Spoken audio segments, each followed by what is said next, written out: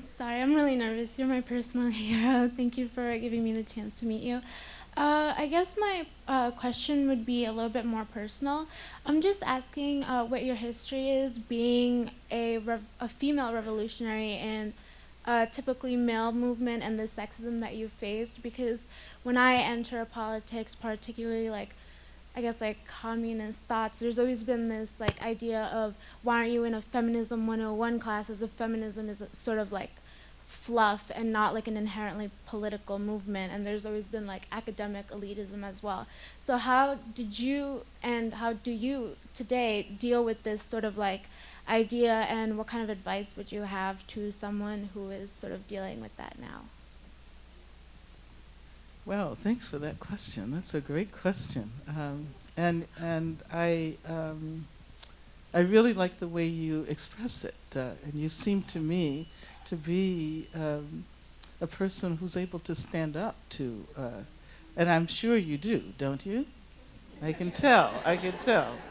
Um, and yeah, it's just kind of sad that 40 years later we're still dealing with the same kinds of assumptions about women's capacity or lack of it.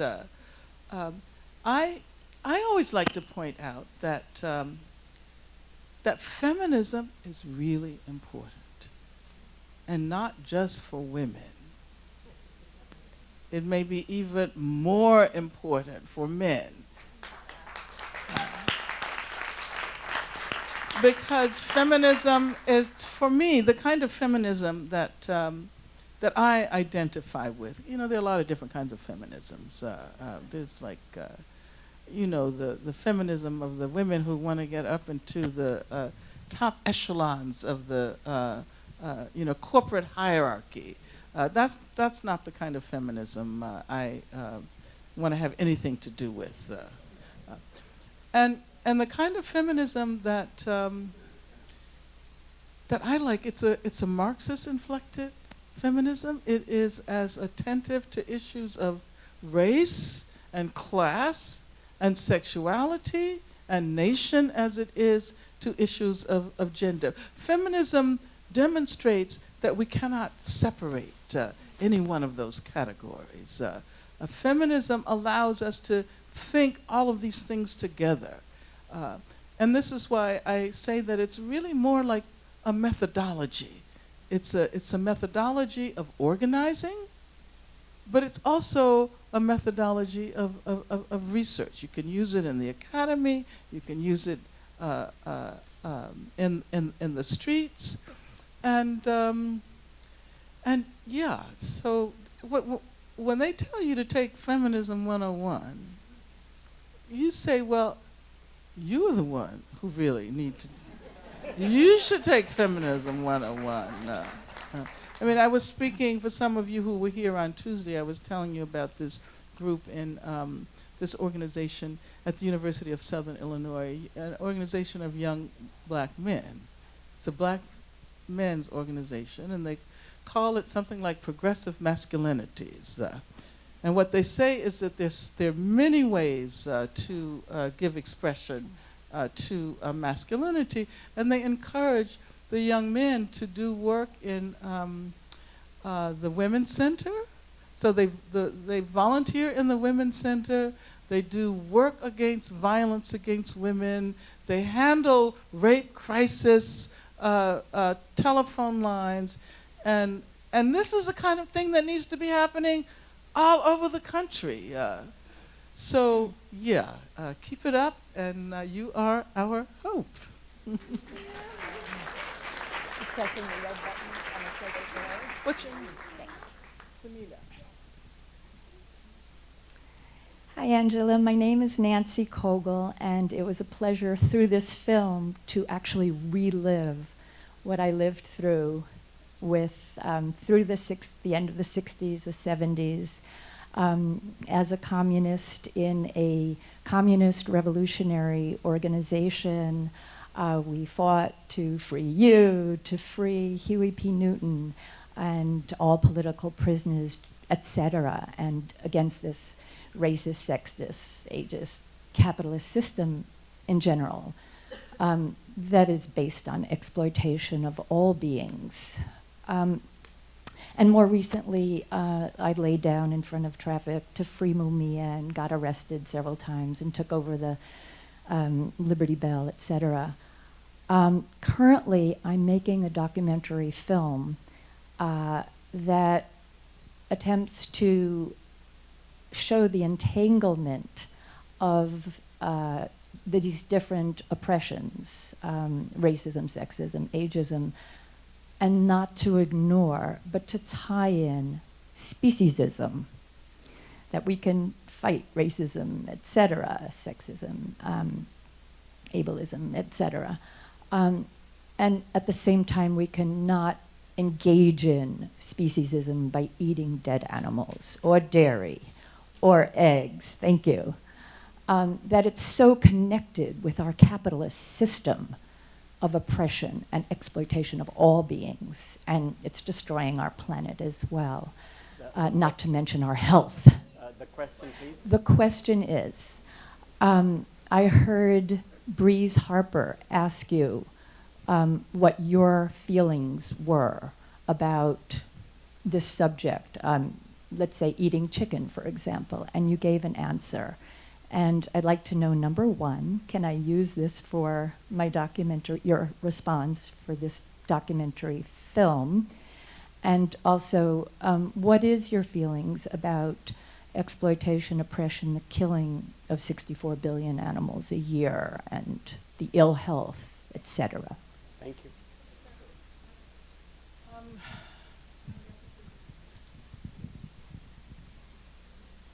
So you're going to tape this now? No, I tell you what, let me answer the question, and then we can negotiate whether I am a part of your documentary in another space. Okay. In other words, would you like me to stop? Yes, this is, ma'am. Yeah, because, I mean, this is... Ma'am, this is not appropriate, please. Okay. Thank you. yeah, I mean, you ask a question, and I think it's an important question. But I think the question has to be posed in such a way as to encourage people to think deeply about the issue. You know, oftentimes we proselytize, and it doesn't affect anyone. I'm a vegan. I don't eat any form of meat or dairy. But this is something that I've come to in connection with a broader consciousness.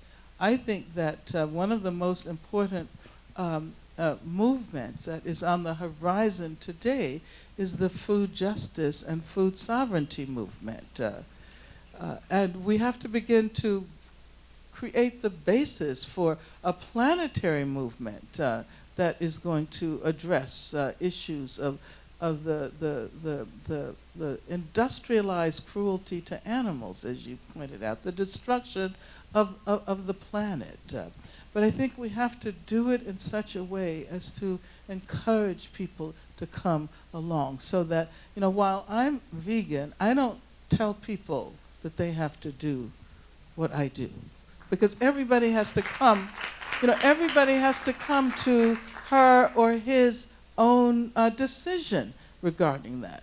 So what I try to do is ask the questions that will allow people to question themselves and eventually, hopefully, join that campaign.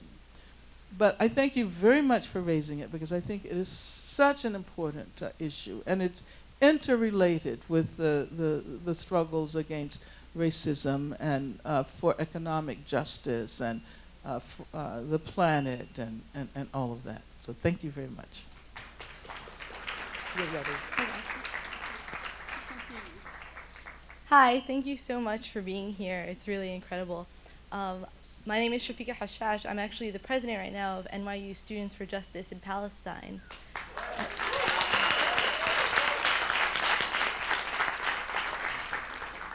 And the first time I actually ever heard you speak was at a Palestine Solidarity Conference. And I was wondering, regarding the 1,000 plus Palestinian political prisoners, and most recently the activist shot in Birzeit for being a prominent activist, if you could speak to that. Absolutely. Thank you so much for raising that question. And yes, when we talk about political prisoners, it is so essential to recognize that there have been more political prisoners in occupied Palestine than any other place in the planet right now, I believe, at this time. I might be wrong, but when one considers, if one goes to Palestine and talks to people, there is not a family that has not been touched by the repressive modes of incarceration there.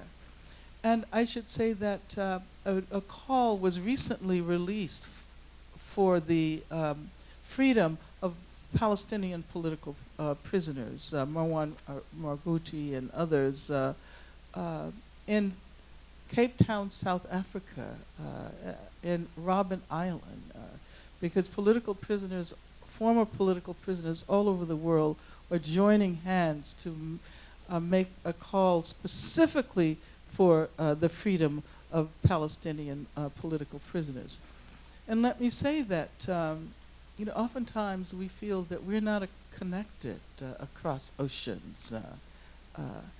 And it seems to me that the Palestinian struggle is the struggle that really deserves our solidarity today, especially from people in the U.S., because some of the same modes of racist segregation that we thought we've gotten rid of through the civil rights movement are still very much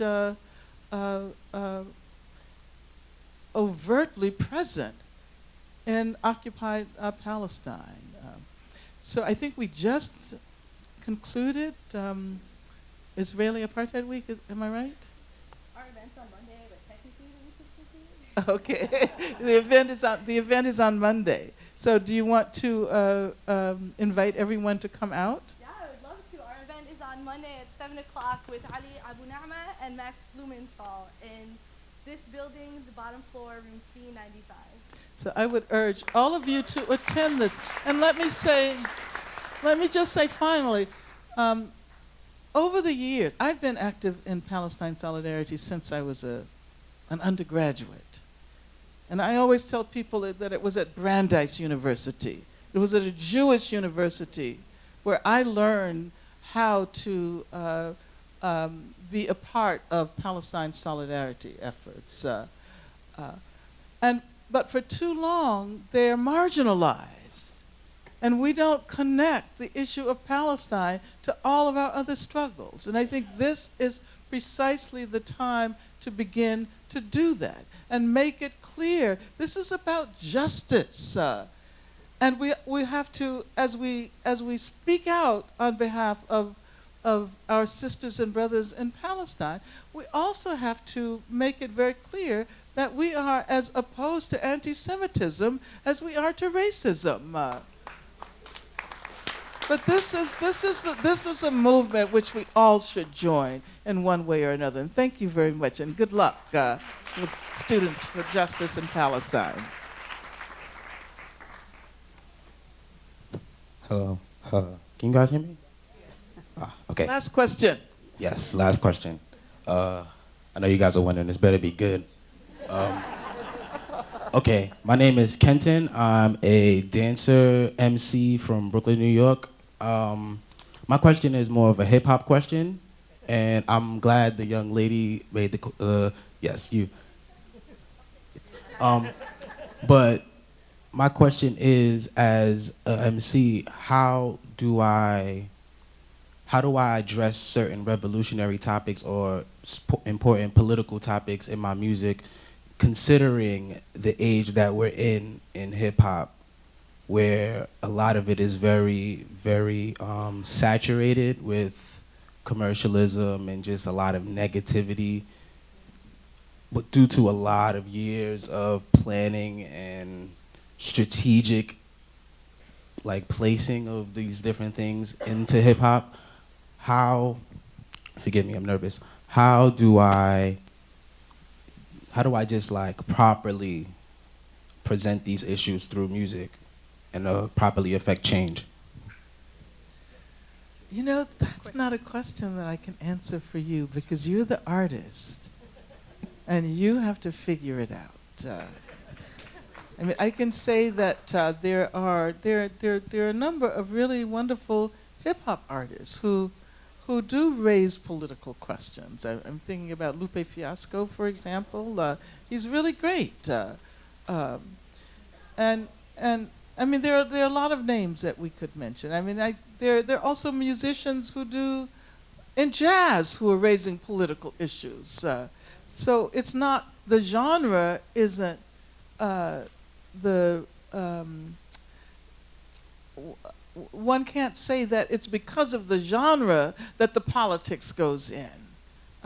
Any artistic genre, all art is political, whether you want it to be or not. If you assume that it's not political, then it's being political in a way that oftentimes supports those who are opposed to justice and equality and freedom.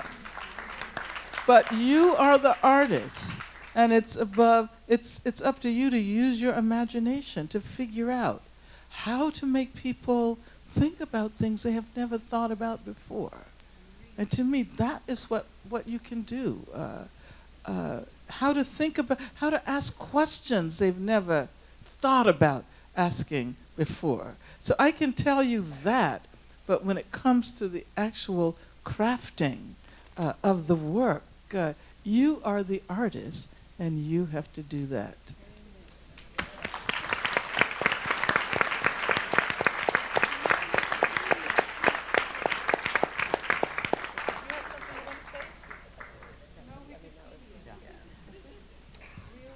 Thank you, Shala. Thank you, Angela. And thank you very much for your questions.